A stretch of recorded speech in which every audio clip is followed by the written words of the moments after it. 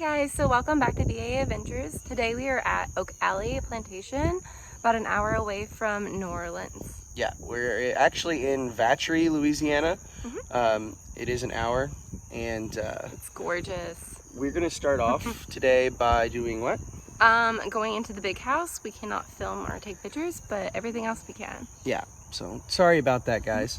But we will film everything else, so I hope you guys enjoy us for this quick little adventure.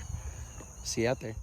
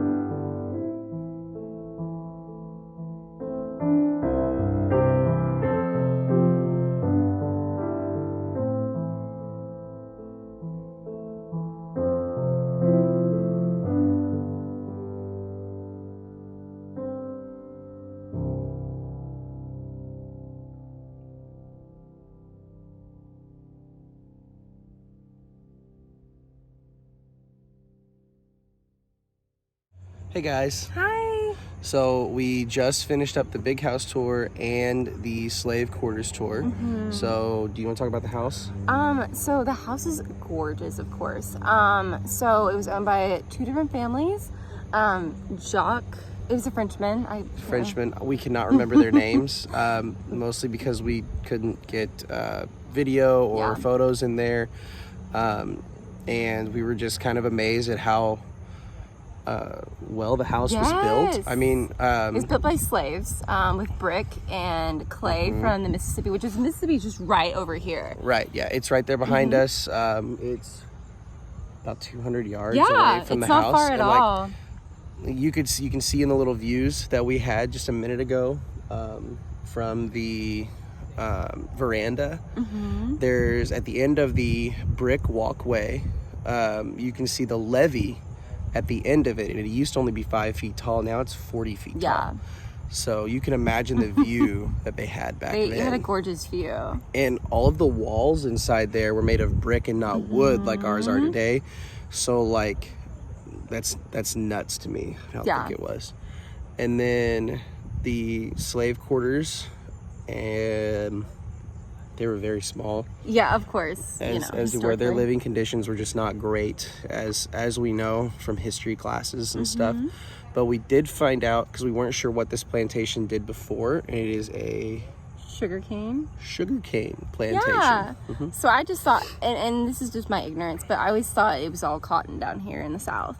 So sugarcane and cotton or corn. Yeah. I thought it would be corn. One interesting thing we found out on our slavery tour is that the slaves would grow their own crops, and they would sell it to the big house, the master, and the master would put some money into an account to pay back into the slaves' pay. Like if a machine broke or something, or a tool broke, it would go into that. So it would be like it's their own crops, but really not, because it was illegal for slaves to own anything at that time period. And something I discovered was okra is not native to North America. It came from Africa by a different sort of breed, and when it got over here, I guess it kind of mutated over and became okra. So pretty crazy stuff. But anyway, guys, thanks for coming on this adventure with us. Stick around. We've got more from New Orleans for you coming up. So don't forget to like, subscribe, and hit the bell notification button for our channel. So see ya. Bring on the next adventure. Yeah. Bye, guys.